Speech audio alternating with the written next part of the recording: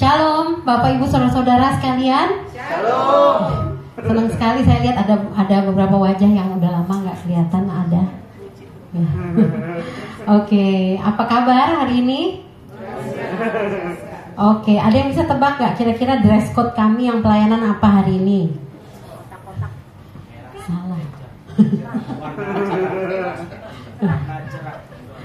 Oke, hari ini harusnya warna cerah ya saudara ya. Tapi tadi warnanya lembut-lembut singernya tadi ya. Cuman saya sama Ian yang cerah ya Ian ya. Oke. Iya, puji Tuhan kita lanjut dengan tema kita pada bulan ini, yaitu apa tema kita? Love that changed the world, gitu ya, kasih yang mengubah dunia. Kita bersyukur untuk tema daripada Rock setiap tahun ya, dan bulan ini September merupakan kelanjutan. Kalau di bulan Agustus, Juli, di bulan Juli kita mulai dengan loving God ya, loving God, mengasihi Allah. Kemudian di bulan Agustus tema kita adalah mengasihi satu dengan yang lain, loving one another. Kemudian bulan ini love that changed the world gitu. Dan ayat kunci bisa dibuka di Kolose 1 ayat 6. Saudara silakan sama-sama kita buka.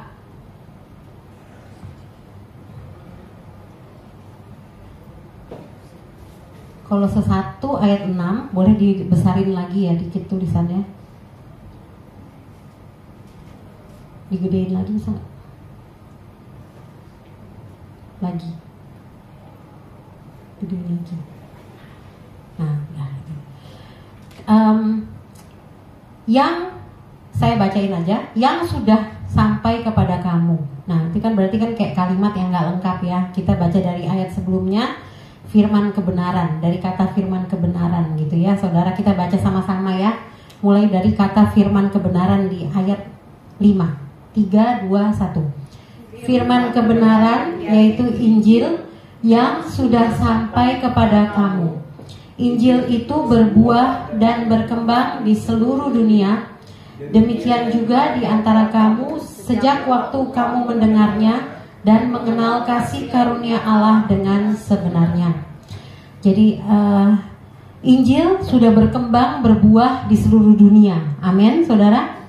Sejak Injil pertama kali diberitakan pada hari Pentakosta, di mana murid-murid berbicara dengan bahasa-bahasa yang baru, mereka dipenuhi oleh Roh Kudus. Nah, di situ sampai hari ini, dan kita adalah hasil buah dan perkembangan Injil itu. Salah satunya adalah kita. Amin, saudara. Dan jadi love that changed the world dengan ayat kunci ini. Sebenarnya saya awalnya agak bingung saudara, mau khotbah apa ya dengan ini yang udah jelas ya. Love that changed the world, satu-satunya yang kasihnya mengubah dunia ya kita tahu itu adalah Tuhan kita, Yesus Kristus, gitu ya tuh. Ya saudara ya. Nah, apalagi yang dikhotbahin ya saya bingung ya, love that changed the world. Nah, jadi saya berpikir apa ya, ini sepertinya kalau dipikir lagi, oh ini berarti kelanjutan sebenarnya. Sebenarnya ini adalah kelanjutan dari tema sebelumnya, loving one another. Kenapa saya pikir begitu? Karena dengan kita loving one another, mengasihi, saat rasul-rasul memberitakan Injil itu mereka berdasarkan kasih. Karena mereka mau semua orang diselamatkan, mengalami Kristus sama seperti mereka. Amin. Karena mereka begitu mereka diselamatkan, itu ada kasih Allah yang begitu besar dalam hidup mereka, yang mendorong mereka orang lain juga harus tahu. Amin. Dan sama kita semua juga perlu agar kita tuh setelah terima Kristus sebagai Tuhan Juru Selamat, kita tidak diam-diam saja. Namun biarlah kita kobarkan kasih Allah itu, kita kobarkan itu untuk kita juga karena ada Roh Allah di dalam kita yang mengobarkan hati kita untuk kita juga memiliki kasih kepada orang lain, untuk kita bisa mengabarkan Injil itu. Dan tadi saya sebutkan bahwa kita ini adalah hasil dari hasil dari buah dan perkembangan Injil itu. Ya memang ada orang yang menyampaikan kepada kita sehingga kita kemudian percaya, begitu kan ya? Atau kita pernah mendengar gitu. Dan kemudian tapi ada juga sih yang sebenarnya kayak Rasul Paulus gitu ya. Rasul Paulus tuh kan dia mengalami pertobatannya bukan karena diinjilin orang ya. Ada yang tahu ya? Rasul Paulus dia tuh awalnya tadinya tuh penganiaya orang Kristen. Dia benci banget sama orang Kristen. Rasul Paulus tuh orang Yahudi dan dia tuh orang pintar ya. Dia sudah belajar, dia tuh anak Taurat, dia tumbuh sebagai anak Taurat dan dia sudah belajar Taurat dan dia menolak keras gitu ajaran Yesus yang kontroversial. Jadi dia pengikut-pengikut Yesus tuh diburu sama dia. Tugasnya dia adalah bunuh-bunuhin mereka, menganiaya, menangkap mereka gitu. Dan kemudian dia mengalami pertobatan yang supranatural. Dia sedang perjalanan menuju ke Damsyik, kemudian tiba-tiba keledainya keledainya tiba-tiba bisa dia jatuh dan keledainya bisa berbicara kepada dia. Saulus, kenapa engkau menganiaya aku? Namanya sebelumnya itu Saulus gitu. Kemudian setelah dia kenal Kristus berubah jadi Paulus namanya. Nah, kemudian dia sempat sebagai tanda dia buta, ya, kau akan buta 3 hari, kau akan ketemu seseorang namanya Ananias di kota ini, nanti datanglah kepada dia. Dan jadi saya percaya meskipun dia mengalami pertobatan dengan cara demikian, tapi dia sudah mendengar Injil. Kenapa? Dia tuh ahli Taurat, saudara. Injil kita tuh dari perjanjian lama itu sudah ada berita-berita mengenai kedatangan Kristus. Di beberapa kitab sudah disebutkan. Jadi sudah dipersiapkan sebenarnya kedatangan Kristus. Di salah satunya ada di Yeremia, di Yesaya, kitab Yesaya dan banyak perjanjian lama.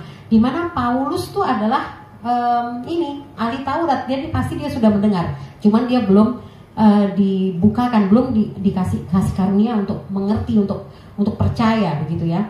Kita semua percaya oleh karena kasih karunia Allah. Amin. Amin. Bukan karena kebaikan kita, bukan karena aku lahir di Kupang misalnya. Kan Kupang kebanyakan mayoritas Kristen ya. Aku Kristen gitu ya. Dan aku sekarang ada di sini. Sebenarnya bukan, saudara ya. Kita benar-benar kalau kita boleh saat ini percaya, saya lagi nggak ngomong bahas mengenai agama Kristen ya, saudara ya. Jadi saya lagi bahas mengenai hati yang percaya, mulut yang mengaku bahwa Yesus adalah Tuhan dan Juru Selamat. Begitu ya, pada saat kita boleh percaya, kita boleh duduk di sini, kita boleh dengan yakin percaya bahwa Yesus adalah Tuhan.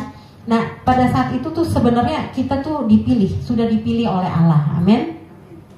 Kita sudah dipilih olehnya. Bukan karena kita lebih baik dari orang lain, bukan. Tapi semata-mata adalah kasih karunia. Pada saat kita dipilih, disitulah Tuhan memberikan kita iman, ya, kita bisa percaya kepadanya. Dan tapi kita pasti sudah pernah mendengar, ya kan? Kan iman timbul akan pendengaran dan pendengaran akan firman Kristus. Ada firman Tuhan berkata demikian. Pasti kita sudah mendengar. Sama seperti halnya seorang ibu yang sakit pendarahan 12 tahun di kisah pelayanannya Yesus, di mana dia memegang jubah Yesus. Dia nggak berani deket-deket Yesus karena dia merasa kotor mungkin ya. Dan Yesus juga dikerumunin oleh orang banyak. Dia sakit pendarahan. Saat itu orang sakit pendarahan tuh najis gitu ya. Dan dia berani, coba asalku pegang saja jubahnya, ujung jubahnya aku akan sembuh. Dia beriman seperti itu. Dan kalau saudara baca kisah itu, sebenarnya dia tuh sebelumnya sudah mendengar berita-berita mengenai Yesus. Dan itu yang membuat imannya itu timbul gitu.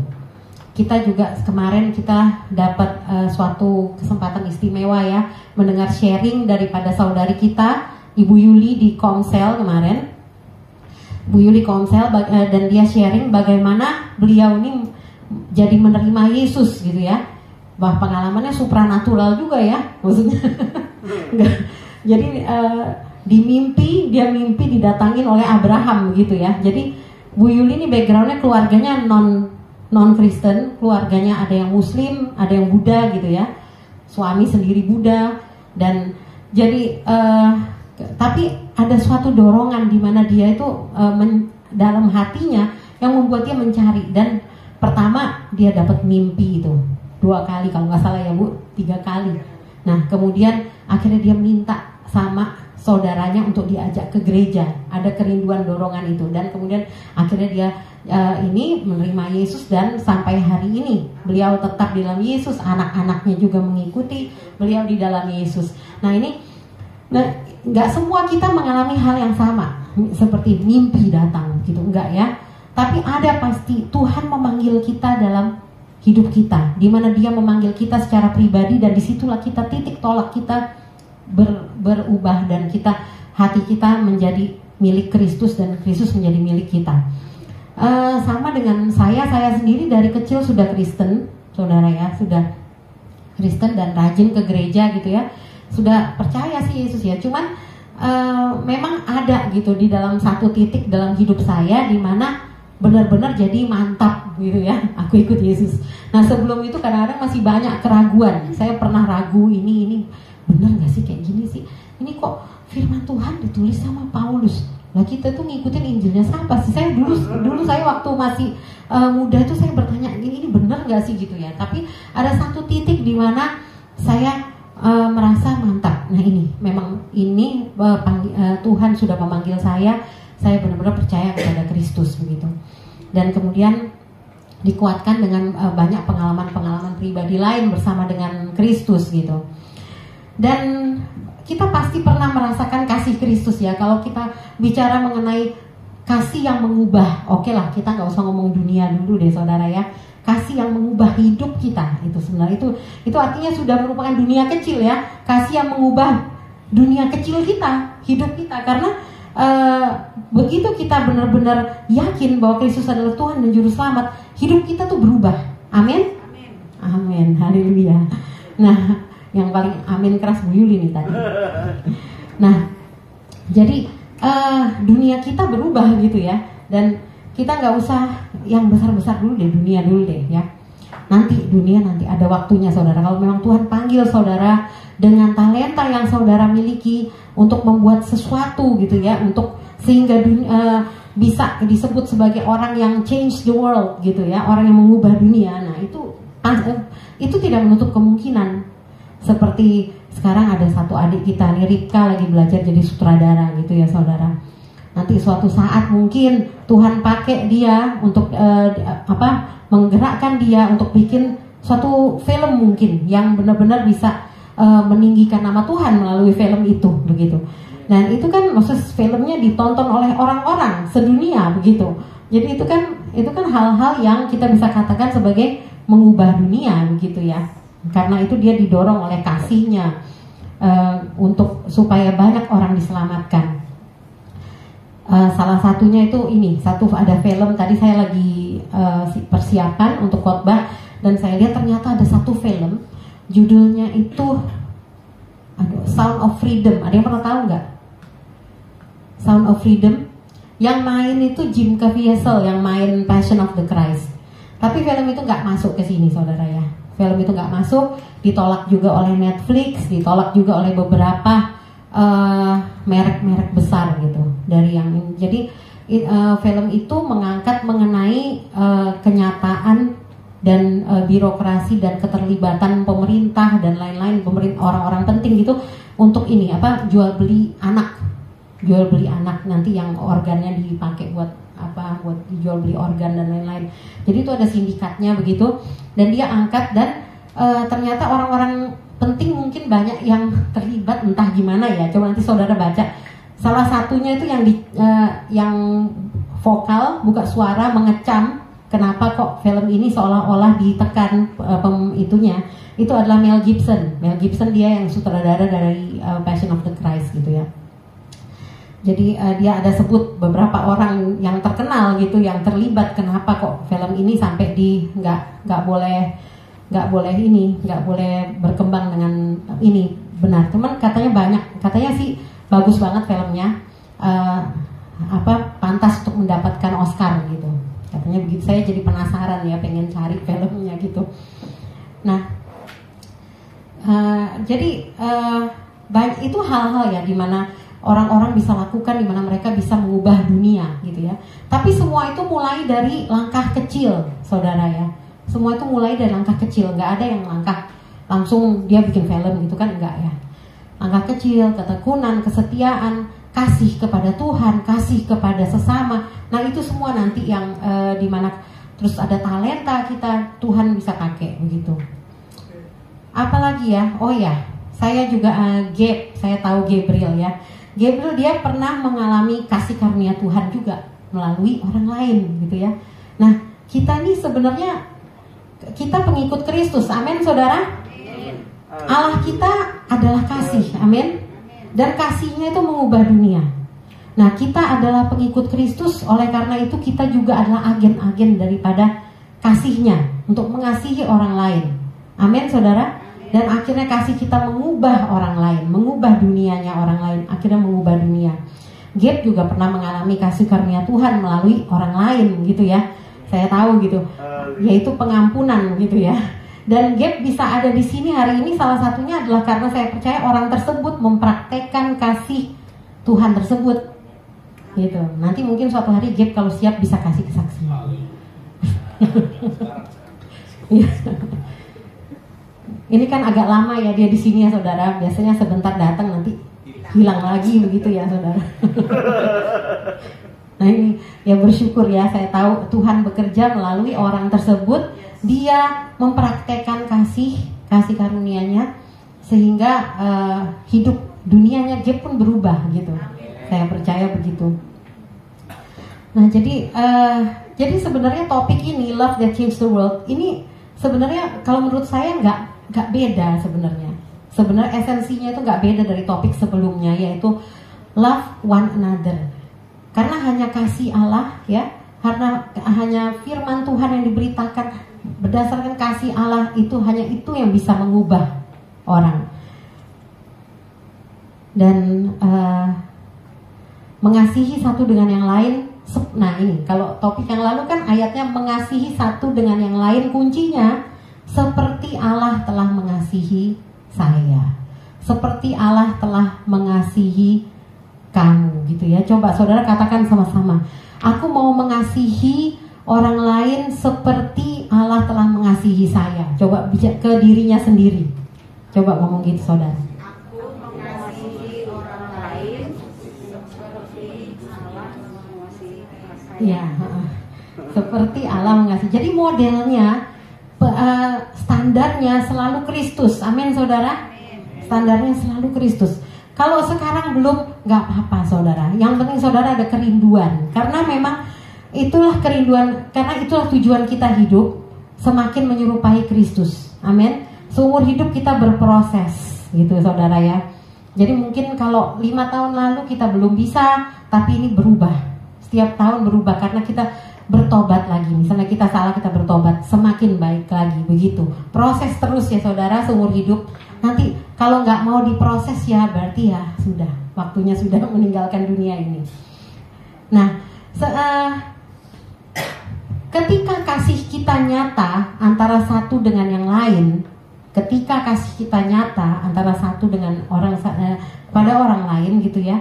Di Yohanes 13 ayat 35 berkata, dengan demikian semua orang akan tahu bahwa kamu adalah murid-muridku, yaitu jikalau kamu saling mengasihi.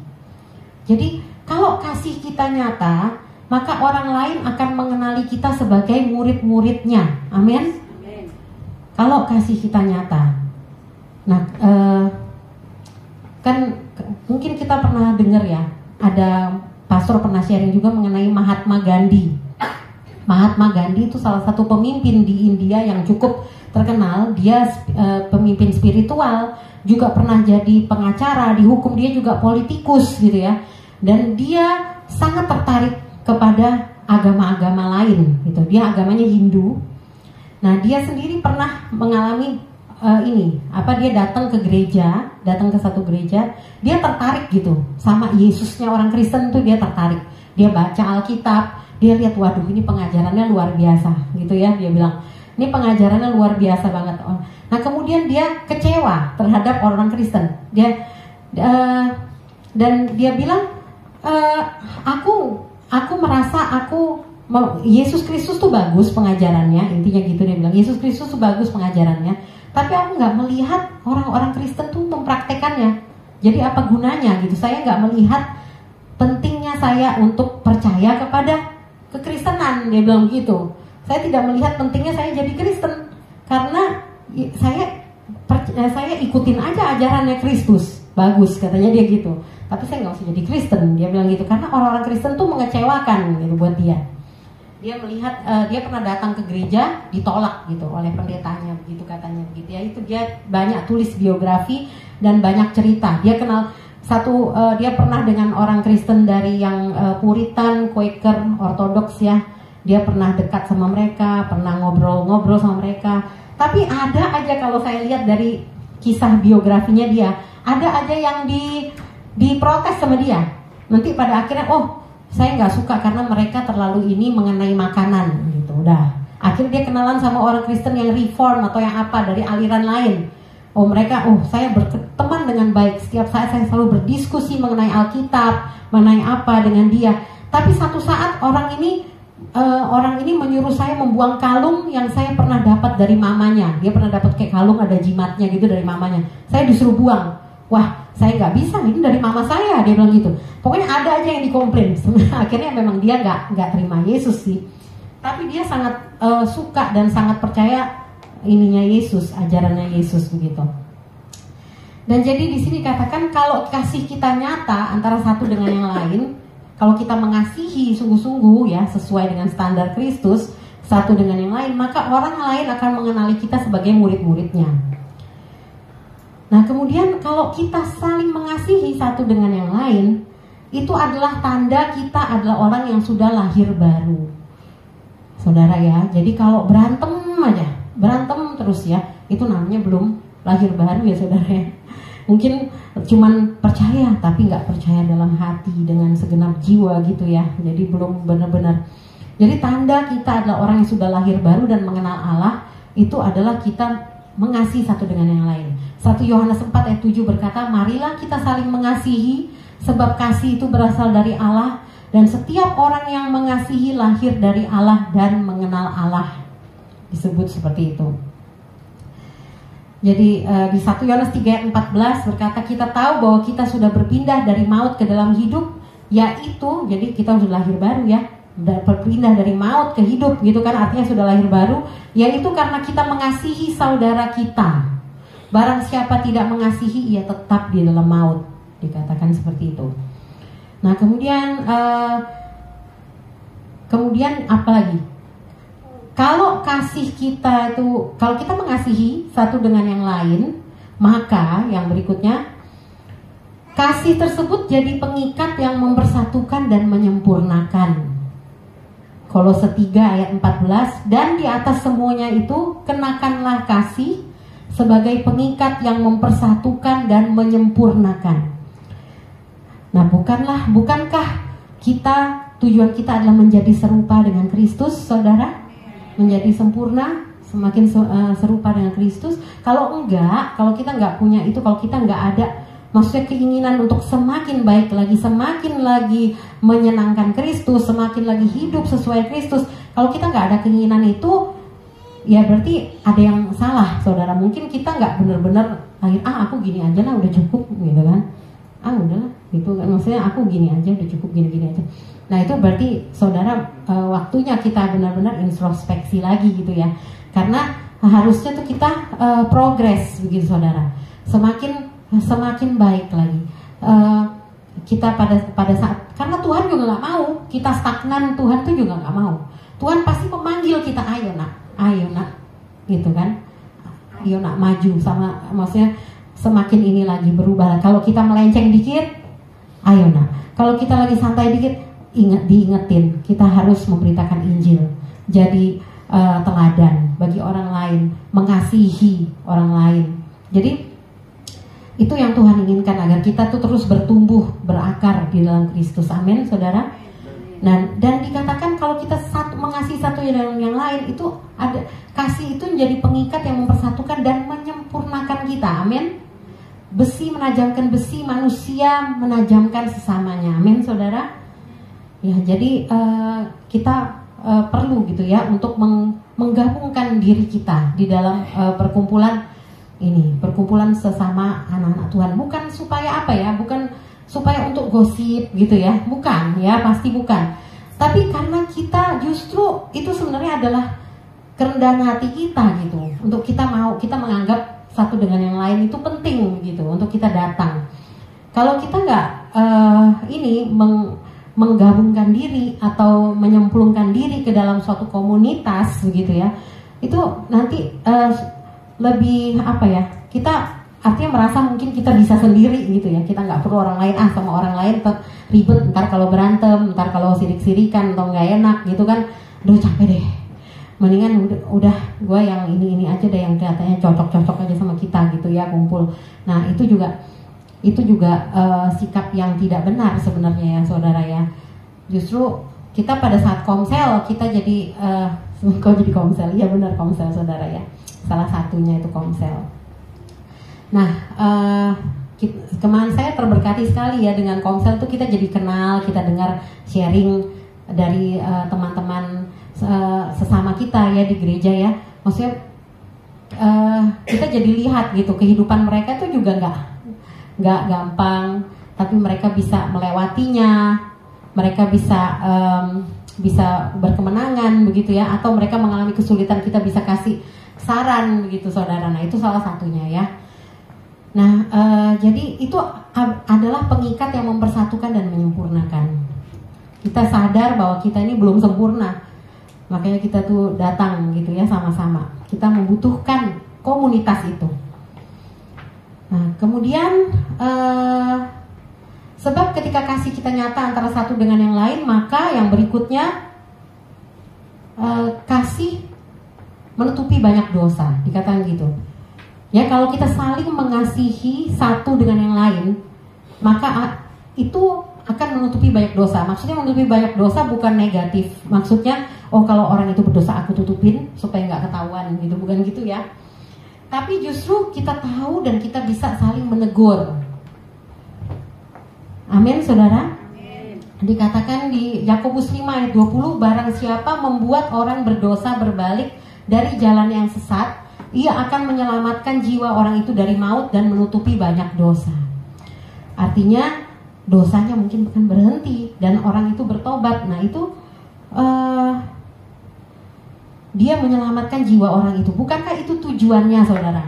Jadi kita hidup tujuannya bukan untuk diri kita sendiri, namun kita ingin orang lain, kita menjadi berkat, mengasihi dia, supaya hidup orang lain juga semakin bertumbuh imannya. Nah, kemudian yang berikutnya, oke. Nah, kalau kita mengasihi satu dengan yang lain, maka kita tuh sebagai orang yang hidup dalam terang, saudara. 1 Yohanes 2 ayat 10 ya. Boleh kalau saudara mau buka, tapi ini saya bacain dari versi bahasa Indonesia sehari-hari. Orang yang mengasihi saudaranya hidup dalam terang, sehingga tidak ada sesuatu pun padanya yang akan menyebabkan orang lain jatuh dalam dosa. Jadi ternyata orang yang mengasihi saudaranya itu dia itu hidup dalam terang, saudara ya. Tentunya mengasihi bukan dengan mulut ya saudara. Kasih yang saya bicarakan di sini adalah kasih yang sungguh-sungguh berdasarkan kasih Kristus gitu ya. Dia hidupnya terang dan tidak ada sesuatu pun padanya yang akan menyebabkan orang lain tersandung. Tidak ada satupun daripadanya menyebabkan orang lain jatuh dalam dosa. Katakan seperti itu. Jadi oleh karena itu ada beberapa alasan ya saudara. Kita harus mengasihi. Tapi sebenarnya yang terutama adalah kita harus mengasihi sebab Yesus sudah mengasihi kita. Karena itu adalah perintahnya. Ya kan, itu ada perintahnya di Yohanes 13 ayat kunci yang bulan lalu dikatakan, aku memberikan kepada kamu perintah baru, engkau kasihilah satu dengan yang lain seperti aku sudah mengasihi kamu. Itu perintah daripada Yesus, itu yang dia inginkan. Nah, kita tadi sudah sempat saya ungkapkan bahwa kasih Kristus adalah satu kasih yang kita tahu sejak dulu sampai sekarang itu mengubah dunia, ya, mengubah dunia. Kita semua setuju ya tadi ya, setuju gitu ya. Nah, dan kasih Kristus, kisah Kristus itu diceritakan di satu buku yang paling laris di dunia, saudara. Dan buku ini juga diterjemahkan ke paling banyak bahasa di dunia dan dibaca terbanyak di dunia. Yaitu apa buku ini? Ada yang tahu ini buku apa? Alkitab, betul ya. Jadi Alkitab ini satu buku yang paling laris di dunia dan dia juga diterjemahkan ke paling banyak bahasa di dunia dan dibaca terbanyak di dunia. Kalau paling laris tuh saya lihat sih ada sih Alkitab, terus nanti yang ketiga atau kedua baru Al-Quran gitu ya. Tapi sedunia ini yang paling laris tercatat di Guinness Book Record itu adalah si Alkitab ini. Dan ini juga tadi Mahatma Gandhi yang saya sebutkan, dia juga sempat bilang ini, udah gak usah ngomongin bahasin orang-orang Kristen deh, kita lupain dulu orang-orang Kristen gitu ya. Tapi saya mau bilang ke orang Hindu, kamu gak usah lihat orang Kristen, tapi kehidupan kalian tidak akan lengkap kecuali kalau kalian menaruh hormat untuk mempelajari ajaran-ajaran Yesus. Nah si Mahatma Gandhi ngomong begitu kepada orang-orang Hindu gitu ya. Dia bilang gitu, lupain orang-orang Kristennya, kelakuan mereka gitu kan ya, yang nggak mencerminkan kasih gitu. Nah tapi kalian baru lengkap kalau kalian menghormati dan mempelajari ajaran Kristus, itu katanya Mahatma Gandhi gitu ya. Luar biasa Tuhan kita ya saudara. Nah tapi dia juga banyak mengecam kekristenan gitu, karena antara perilaku orang Kristen menurutnya dia yang dia alami, sebagian besar sih ya yang dia alami itu nggak sesuai sama apa yang Yesus ajarkan. Jadi oleh karena itu dia merasa tidak perlu untuk berganti keyakinan, dia bilang begitu.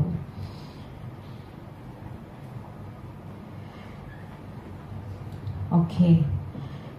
Dan tadi saya juga sudah sempat membahas bahwa kalau kita saat ini percaya kepada Tuhan sebagai Tuhan dan Juru Selamat, itu adalah karena Dia yang memilih kita. Amin.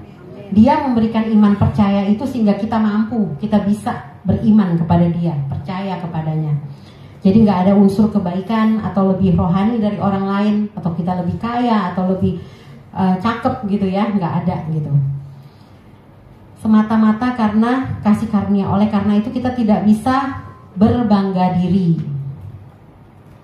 Ya, kita nggak bisa berbangga diri sama sekali. Jadi kalau mikir begitu, kita itu bagus juga untuk kita ingat ya saudara. Kita tuh orang Kristen tuh perlu diingat bahwa kita tuh harus rendah hati. Karena kita tuh sebenarnya nggak punya apa-apa, nggak ada apa-apa dari diri kita yang layak untuk bisa dibenarkan gitu loh. Apalah kita nggak ada bedanya sama orang-orang yang saat ini belum kenal Kristus sebenarnya ya. Jadi kita perlu rendah hati. Kadang-kadang kalau kita udah mulai aku nggak mau ngasihin dia mengasihi orang ini, itu kan dia sudah sangat menyebalkan, nggak cocok, nggak pantas lah dia lah gitu dikasih. Nah kita coba ingat lagi diri kita bagaimana, bahwa kita tuh supaya kita rendah hati lagi saudara ya, bahwa kita tuh juga Tuhan tuh sudah mengasihi kita bahkan sebelum ini pada saat kita masih berdosa begitu. Itu Tuhan pada saat kita masih kotor berdosa, nah itu Tuhan sudah mengasihi kita.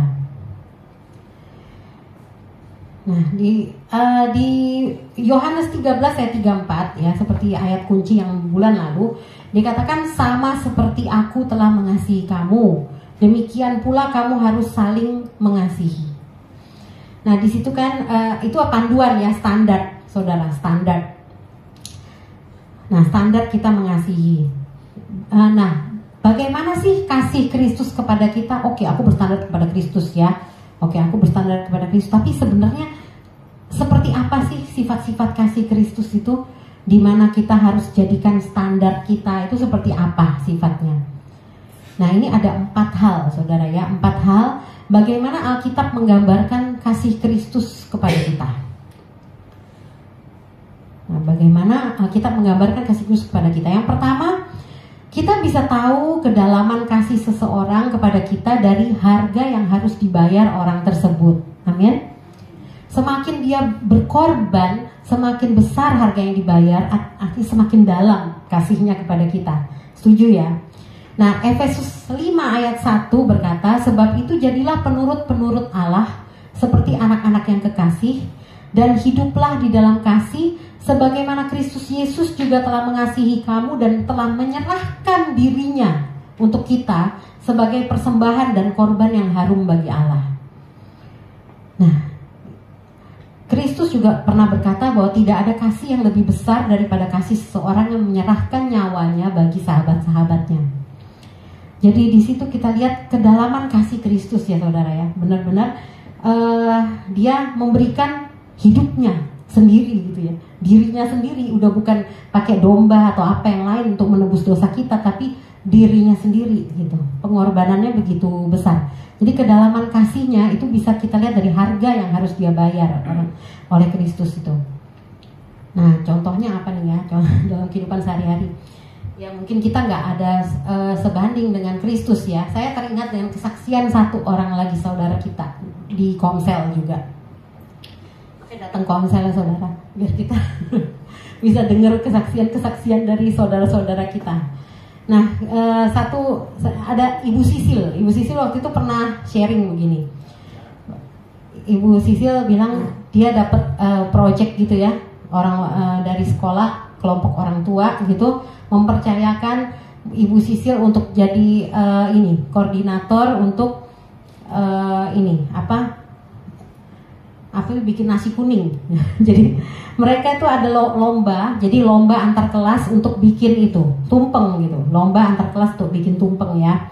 Dan Ibu Sisil diminta jadi koordinator gitu ya. Dan kebetulan anaknya ada yang kelas 3, ada yang kelas 4. Jadi Ibu Sisil dimintalah jadi koordinator di kelas 3 dan kelas 4 gitu. Jadi dia harus bikin 2 tumpeng gitu, koordinator. Yang lain sih bantu gitu ya.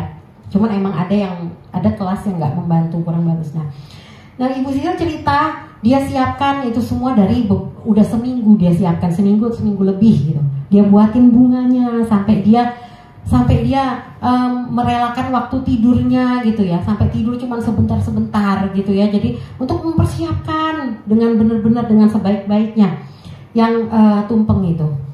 Dan saya sampai bilang sama Sam, waktu itu Sam juga dengar, saya untung sekolahmu nggak gitu ya sayang, kalau nggak mami nggak bisa disuruh bikin tumpeng kayak gitu. Aduh, itu luar biasa benar. Itu buat saya tuh susah banget ya, maksudnya sebagai orang yang nggak terlalu suka masak gitu, itu susah banget. Nah, Bu Sisil siapin gitu sampai dia rela kurang tidur ya, dan sampai pernah juga ada sempat anaknya sakit, dia merasa terbeban juga, nggak bisa menjaga dengan benar-benar begitu ya, karena dia harus selesaikan masalah tumpeng ini gitu. Dan akhirnya salah satu tumpengnya juara 1 gitu ya. Nah itu kan, jadi saya percaya meskipun anak-anaknya mungkin nggak bisa mengungkapkan, atau mudah-mudahan bisa sih mengungkapkan ya, biar mamanya seneng gitu ya. Nah meskipun anak-anaknya nggak bisa mengungkapkan, saya yakin pasti mereka merasakan kasihnya. Amin. Itu kan semua pasti kan berdasarkan kasih ya. Kasihnya ibu itu kepada anaknya, dia mau terlibat dalam urusan sekolah anaknya gitu ya.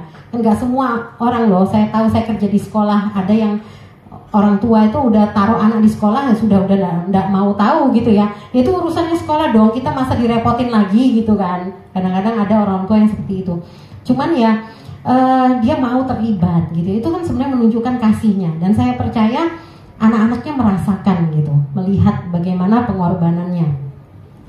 Jadi itu contoh kecil dari kasih Kristus ya. Kasih Kristus kita tahu pengorbanannya luar biasa untuk kita.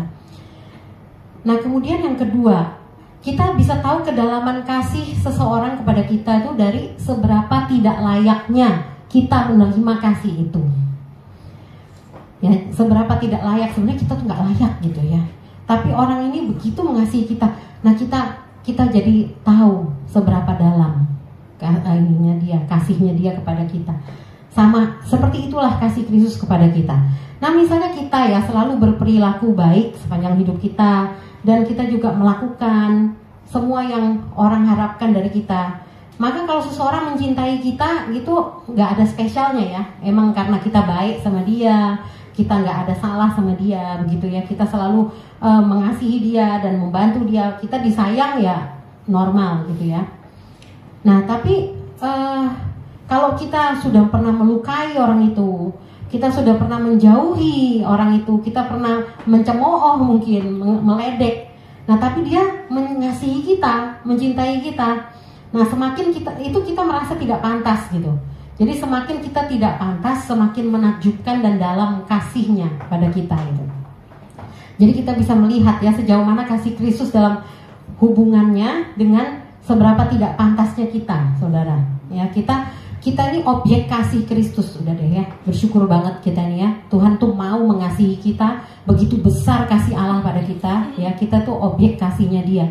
Cuman kita nih nggak ini sebenarnya orang yang tidak pantas begitu ya. Di Roma 5 ayat 5 sampai 8 berkata, dan pengharapan tidak mengecewakan karena kasih Allah telah dicurahkan di dalam hati kita oleh Roh Kudus yang telah dikaruniakan kepada kita.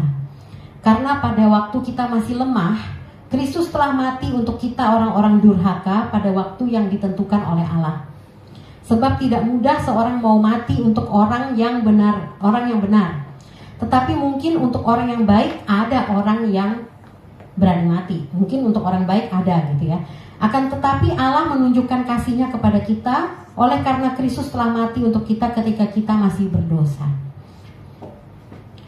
Nah, di sini kita tuh perlu sadar ya saudara ya, bahwa kita tuh sebenarnya tuh nggak layak gitu ya. Dan itu akan membantu kita untuk jadi orang-orang yang rendah hati, yang ingat terus. Makanya ada perjamuan kudus setiap bulan. Itu sebenarnya saat dimana kita bisa berefleksi, mengingat kembali akan pengorbanan Kristus dalam hidup kita gitu. Nah, terus ada contoh lagi nih saudara ya. Contoh yang kecil gitu ya. Contoh kecil.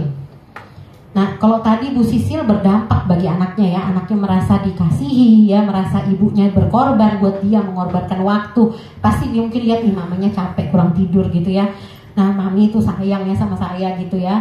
Dan itu anaknya itu kan berdampak di anaknya, saya percaya. Anaknya akan tumbuh mengingat betapa pengorbanan mamanya gitu ya untuk dia gitu. Nah, kemudian ada satu contoh lagi nih ya.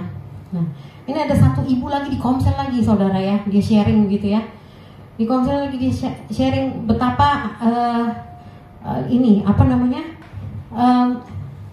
betapa dia terus mengasihi gitu ya, mengasihi suaminya meskipun suaminya pernah menyakiti dia gitu ya, menyakitinya yang menurut saya bukan hal yang kecil ya, hal yang kalau saya mungkin bisa ingat 30 tahun gitu. Ya. Nah, jadi mengasihi bukan hal yang kecil ya. Nah, kemudian tapi dia terus tetap mengasihi, mengampuni, dan dia tetap melayani suaminya dengan baik begitu ya, mempersiapkan semua kebutuhan suaminya dengan baik. Dia cerita begitu ya, dan saya percaya dia ini sedang mengasihi dan memberi dampak pada orang-orang sekitarnya, dan pada akhirnya memberi dampak pada dunia. Amin saudara. Siapa yang lihat? Anak-anaknya bisa melihat, ya kan? Anak-anaknya bisa melihat bagaimana ibu ini tetap mengasihi ya, bagaimana kasih dia mengasihi suaminya dan lain-lain. Dan suaminya juga ceritanya sekarang suaminya udah berubah begitu ya, berubah dan berbalik begitu ya, berbalik 180 derajat. Dan juga orang lain seperti saya gitu ya, saya mendengar cerita ibu ini, saya mendengar cerita ibu Sisil, saya juga terinspirasi. Jadi mereka juga mengubah saya saudara ya, mengubah saya dan menguatkan saya gitu. Pada saat aku ini ya, maksudnya aku aja kayak gini udah males, kayaknya capek gitu kan. Kalau lihat ibu-ibu ini, aduh aku semangat lagi begitu ya, dengar ceritanya mereka saya semangat lagi. Nah itu saudara, bagaimana kasih Kristus tuh ya. Sebenarnya kita saat kita sadar seberapa kita tidak layak, dan disitulah kita merasakan kedalaman kasih Kristus saudara. Dan kemudian kita bisa tahu kedalaman kasih seseorang kepada kita dari berapa besar manfaat kebaikan yang kita terima dengan kita dikasihi oleh orang tersebut. Nah, kalau orang tersebut bantu kita belajar ujian yang kita nggak bisa gitu ya, atau bantu kita bikin skripsi deh, skripsi kan bikin pusing ya kadang-kadang ya. Kemudian orang itu bantu pandu kita bikin skripsi sampai akhirnya skripsi kita lulus, dan kita merasa dicintai, dikasihi oleh orang itu gitu.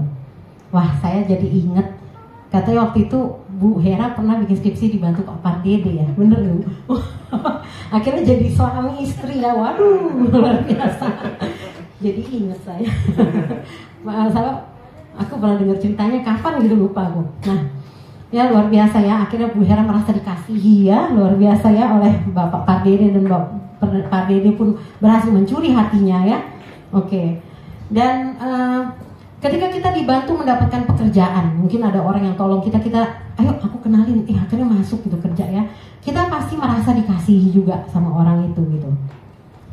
Ini jika kita dibantu untuk bebas dari penindasan ya, dan setelah itu kita memiliki kebebasan sepanjang hidup, ya pasti kita juga akan merasa dikasihi gitu. Jika kita diselamatkan dari siksaan abadi ya, dari siksaan abadi dan diberi tempat di hadapan Allah dengan kebahagiaan dan suatu pengharapan yang besar nanti ya, kita diberi, padahal kita harusnya mengalami maut, mengalami siksaan abadi gitu ya, tapi kita akan dapat pengharapan di dalam Kristus. Nah, kita akan pasti merasakan cinta Kristus yang sangat dalam. Amin. Nah, jadi kita bisa melihat betapa dalamnya cinta Kristus, kasih Kristus, dan sejauh mana manfaat yang kita terima, begitu ya. Kita dapat hidup kekal loh, saudara ya. Hidup kita tidak sia-sia di dunia ini, amin. Kita tidak sekedar lewat gitu ya. Nah, tapi melalui Dia yang sudah mengasihi kita dan kita menyadari kasihnya dan kita juga menyampaikan kasih itu kepada orang lain, itu hidup kita jadi berarti. 1 Yohanes 3 ya, ayat 1-3. Nah, lihatlah betapa besarnya kasih yang dikaruniakan Bapa kepada kita, sehingga kita disebut anak-anak Allah. Dan memang kita adalah anak-anak Allah. Karena itu dunia tidak mengenal kita, sebab dunia tidak mengenal Dia. Saudara-saudaraku yang kekasih, sekarang kita adalah anak-anak Allah, tetapi belum nyata apa keadaan kita kelak. Akan tetapi kita tahu bahwa apabila Kristus menyatakan dirinya, kita akan menjadi sama seperti Dia. Sebab kita akan melihat Dia dalam keadaan yang sebenarnya, keadaannya yang sebenarnya. Setiap orang yang menaruh pengharapan itu kepadanya menyucikan diri sama seperti Dia yang adalah suci. Setiap orang yang berbuat dosa melanggar juga hukum Allah, sebab dosa, kebanyakan ini 3 ya, panjang banget ya. Oke. Nah, jadi dikatakan di ayat tadi yang saya bacakan itu apabila Kristus menyatakan diri, kita akan menjadi sama seperti Dia dan kita akan melihat Dia dalam keadaan yang sebenarnya. Jadi ada pengharapan itu, amin. Pengharapan itu yang membuat kita tetap kuat dan tetap bisa bersuka cita, amin, saudara. Nah, berikutnya yang terakhir, sebentar, tutup. Berikutnya yang terakhir adalah kita bisa tahu kedalaman kasih seseorang kepada kita. Yang keempat, kita bisa tahu kedalaman kasih seseorang kepada kita dari seberapa bebasnya dia mengasihi kita. Maksudnya dia tidak dalam tekanan, emang dia mau mengasihi kita gitu ya. Tadi Kristus tuh menganggap kita sebagai objek kasihnya gitu, untuk tempat Dia mencurahkan kasihnya. Dia nggak dipaksa untuk mengasihi kita. Nah, kalau seseorang melakukan hal-hal baik untuk kita karena ada yang memaksa, padahal sebenarnya dia tidak ingin melakukannya, nah, maka pasti kita nggak mikir tuh kasih ya. Pasti itu kita nggak mikir tuh kasih yang dalam. Contohnya misalnya kita disuruh sama bos gitu ya untuk melakukan, oh kamu ini ya, tolong ketemu orang ini ya, padahal itu kan bukan bagian kerjaan kita misalnya atau gimana. Terus kita protes dulu, kenapa sih kok kayak gini, ini kan bukan job desk aku, bukan job desk saya dan lain-lain.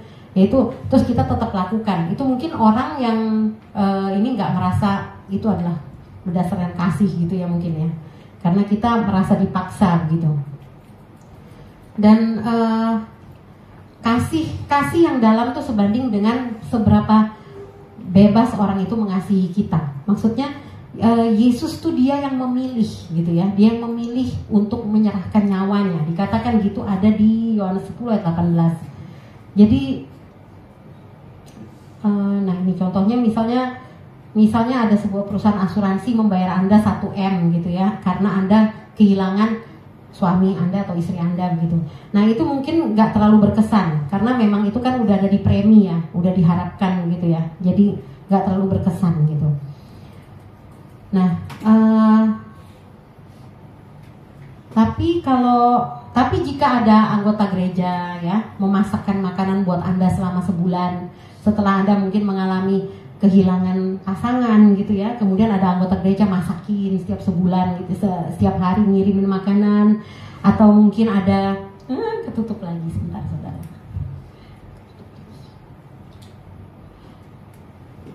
Ini bukan gadget saya saudara, sebentar.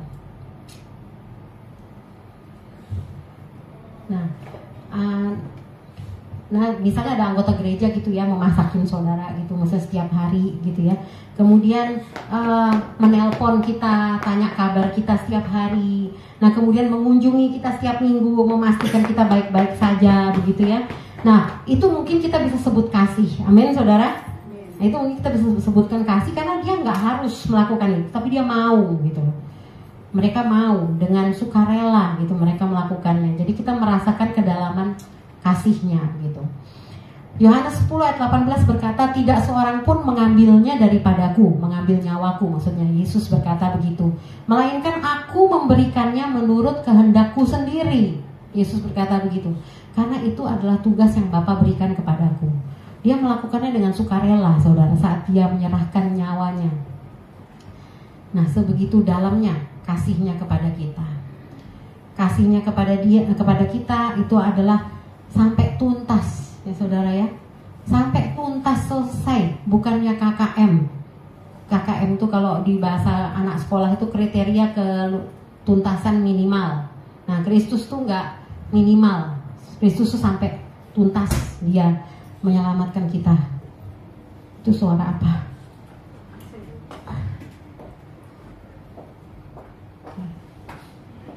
Oh, oke.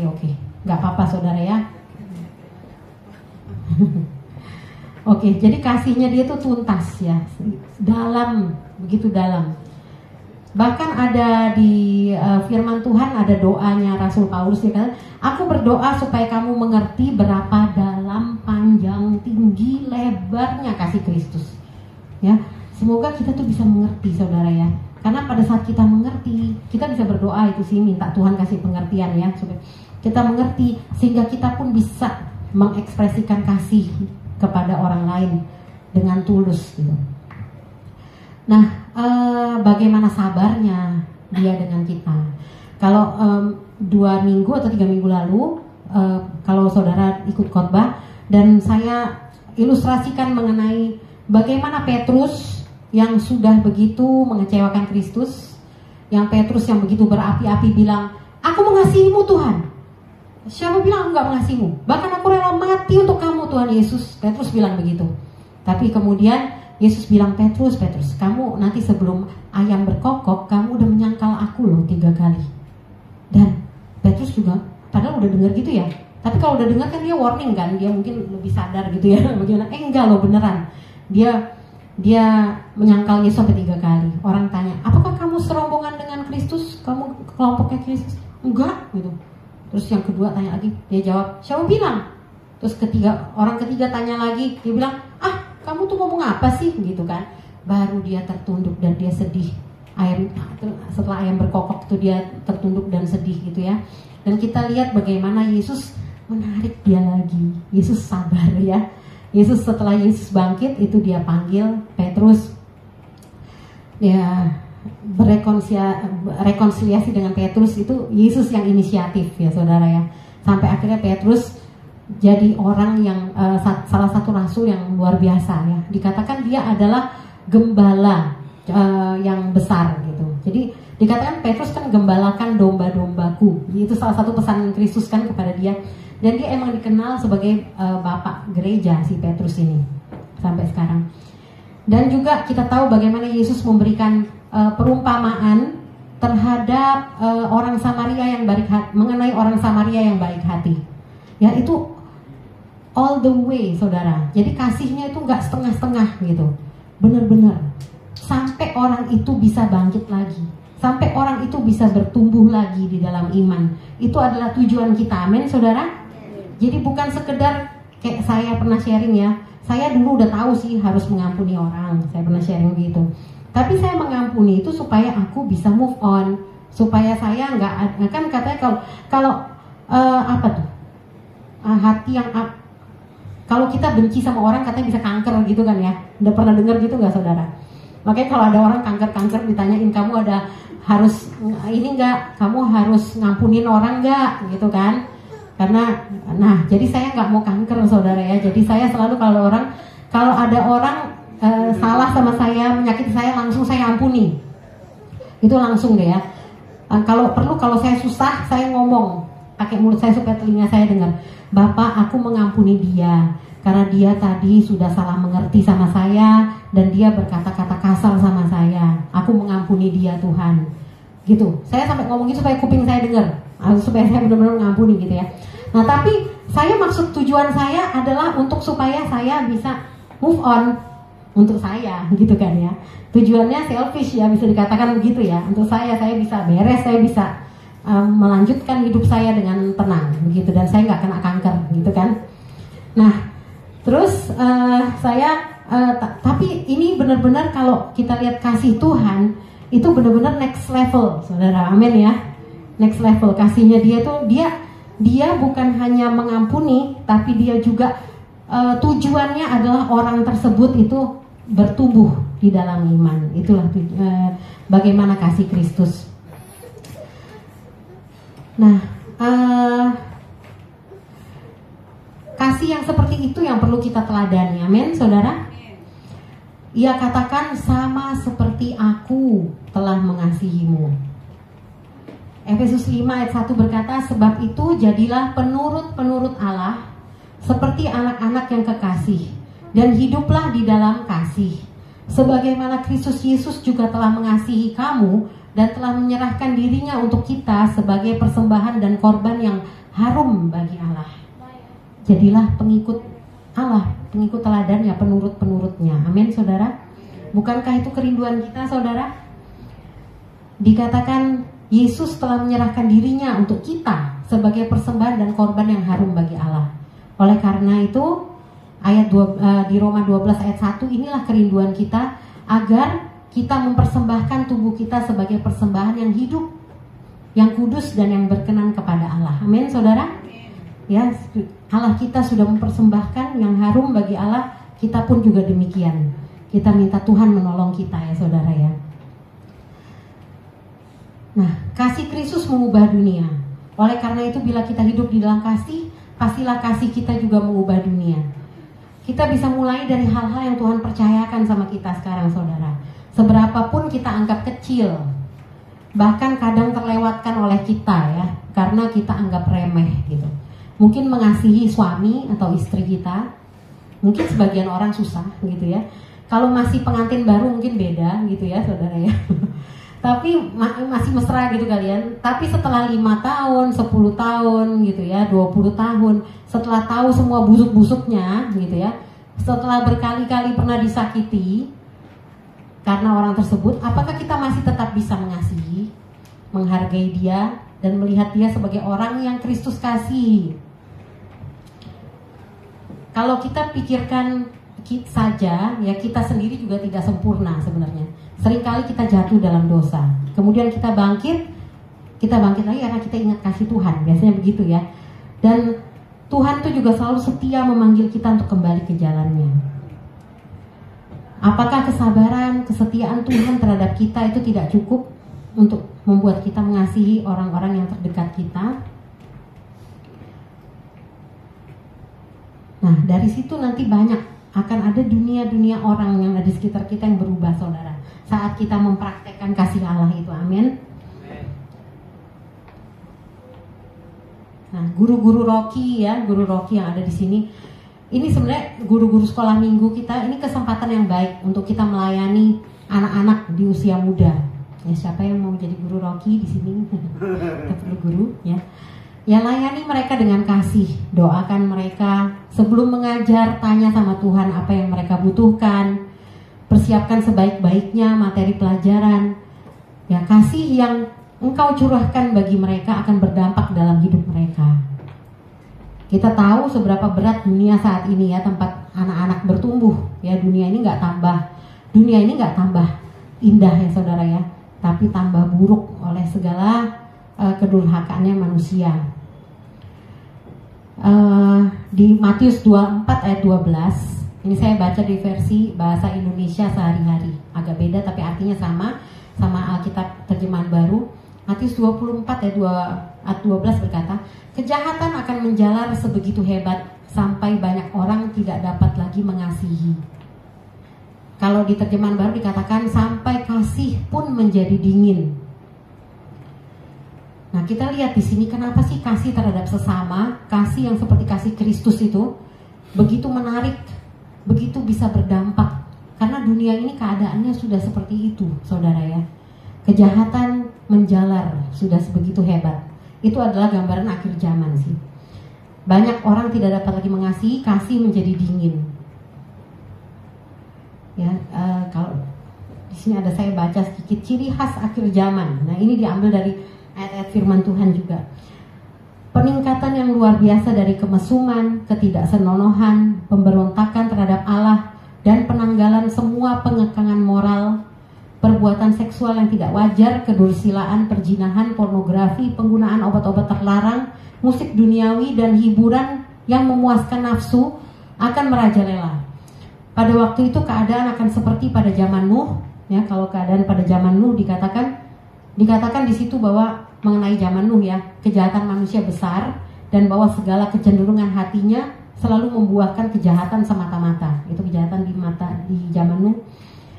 Dan juga keadaan akan seperti di zaman Lot. Di zaman Lot tuh ini ya.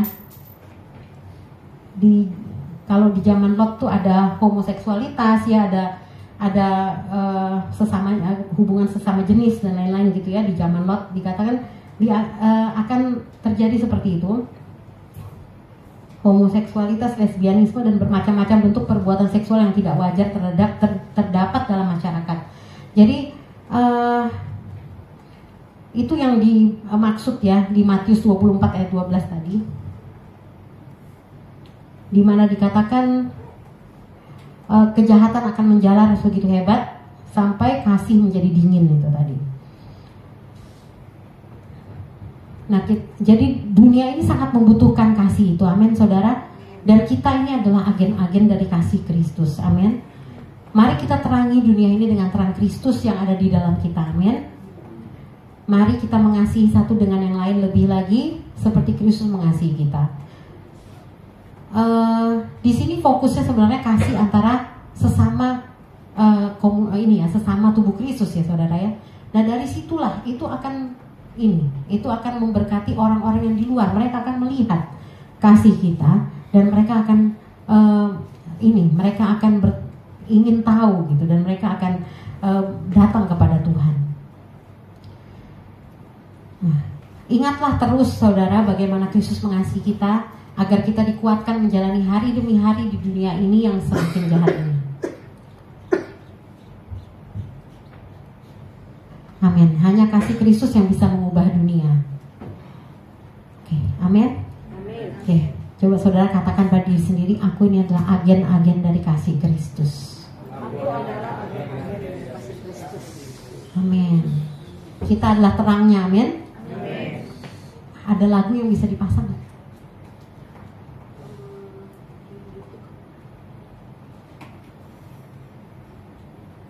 Oke, saya minta para pemusik maju ke depan. Ada lagu yang saya mau pasang dari YouTube sebenarnya. Nanti pemusik boleh ikutin.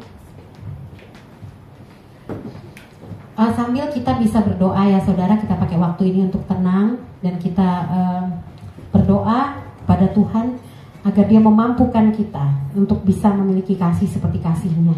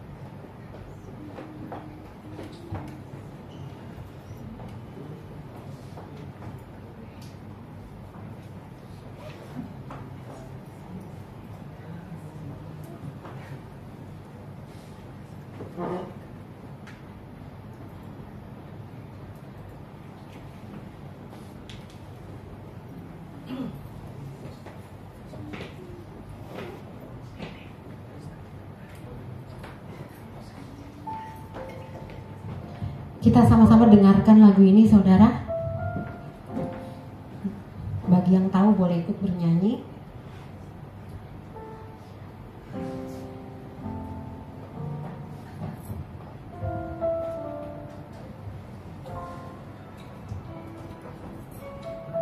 Nggak bisa dipasang ya videonya. Ha-ha.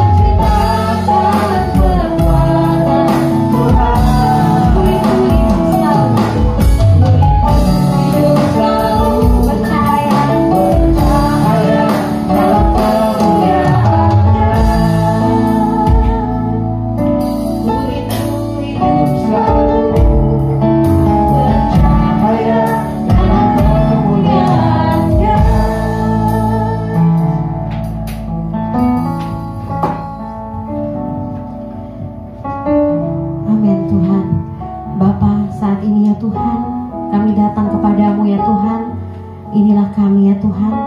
Kami bersyukur untuk kasih-Mu yang sudah begitu besar, pengorbanan-Mu ya Tuhan, di saat kami tidak layak untuk mendapatkannya ya Tuhan. Kami bersyukur untuk pengharapan yang telah Kau sediakan bagi setiap kami ya Tuhan yang percaya. Terima kasih ya Tuhan.